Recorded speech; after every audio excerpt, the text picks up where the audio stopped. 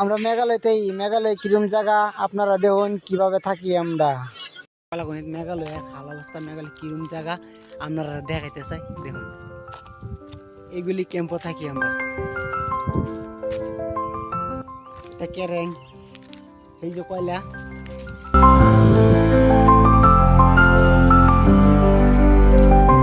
এই যে ক্যাম্প, এগুলি ক্যাম্প আমরা থাকি। থাকি মাঝে মাঝে ভিডিও দিই, আপনারা একটু দেখবেন, ভিডিওটা দেখে ভালো লাগলে করবেন।